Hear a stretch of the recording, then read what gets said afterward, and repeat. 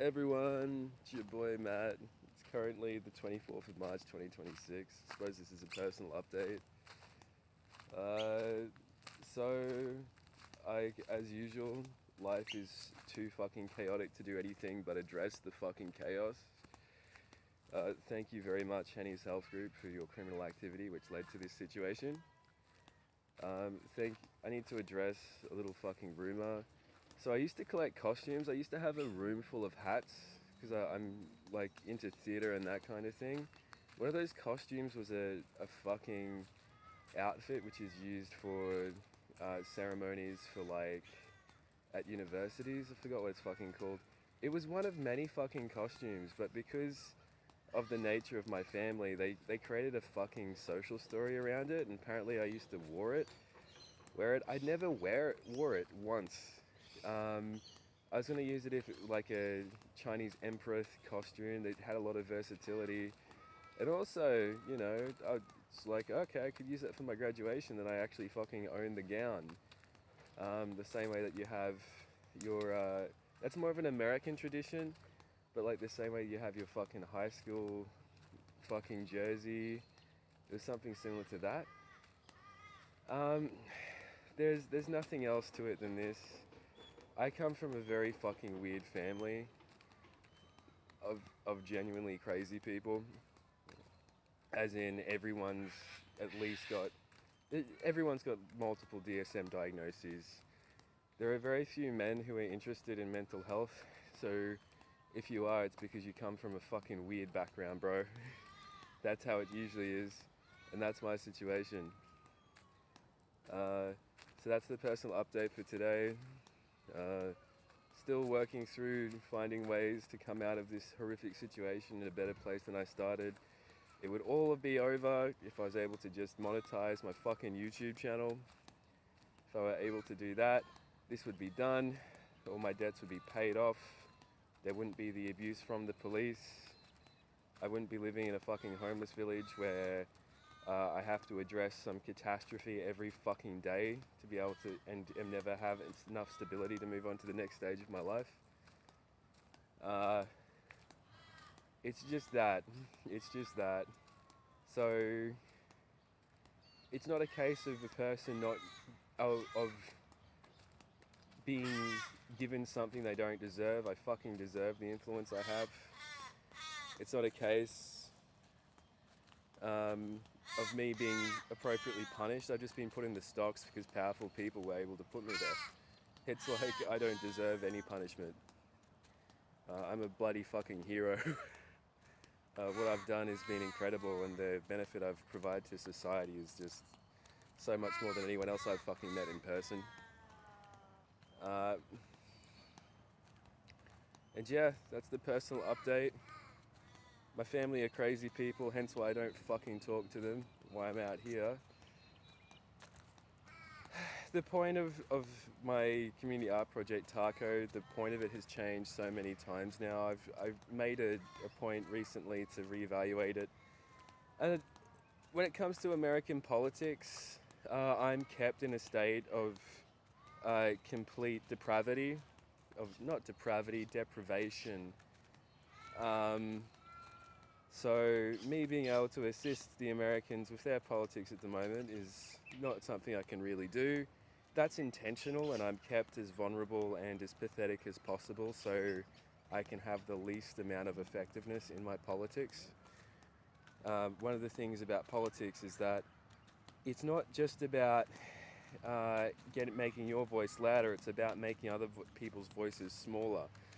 And the more you do that, and the more coalitions you can build who do that, the stronger you are as a political force, and the more you are able to influence policy. The downside is that people spend all of their fucking time learning how to marginalize voices and make their voice loud, that they rarely produce any useful fucking policy. That's what you saw with Michael Armstrong and why he wasn't able to make any cuts into the political scene in Canberra, because all he wanted to do was make noise. He was never able to advocate for any useful policy because it wasn't about that to him. To him, it was about silencing a person who appropriately made criticism of him because I was being bastardized by people in his gym who had access to our cyber warfare infrastructure. And that's why this all started. That's why I had all the fucking issues with my employers and the NDIS.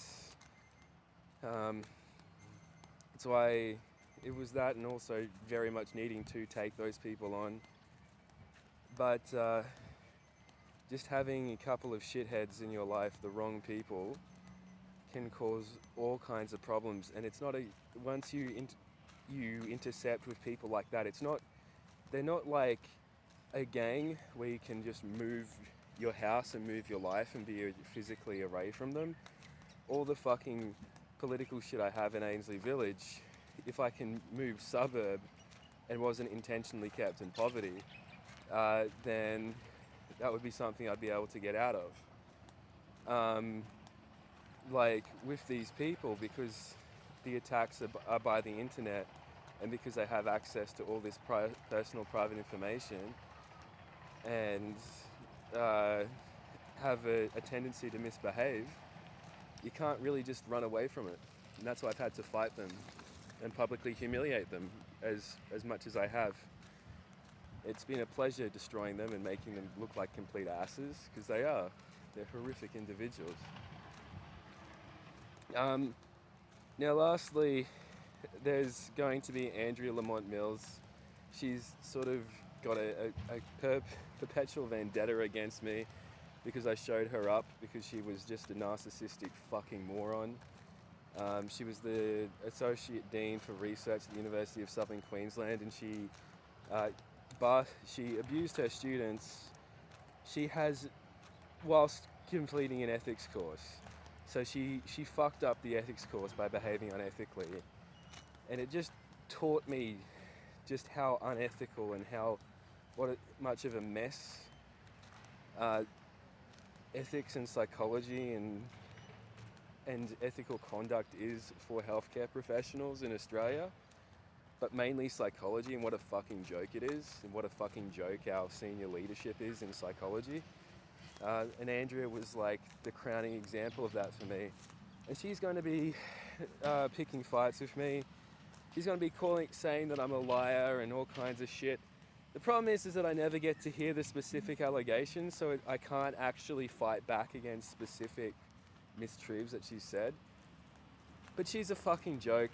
She's just known for being nastier than everyone else, and that's why she's at the top.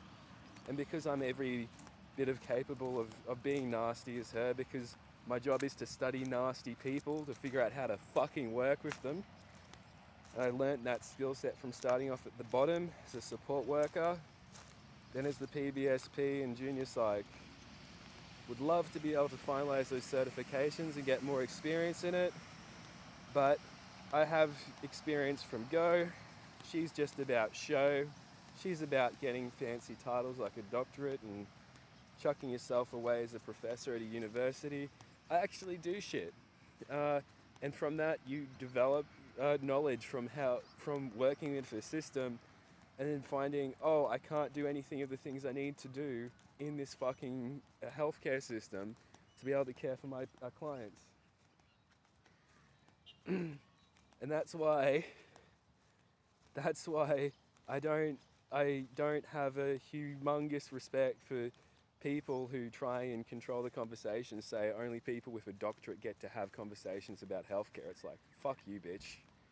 Right? We're the ones who are dealing with the consequences of your failures, and the professionals in your generation of healthcare who failed. Right? Stop making the problems worse for us. Pull your fucking head in and let us do our job.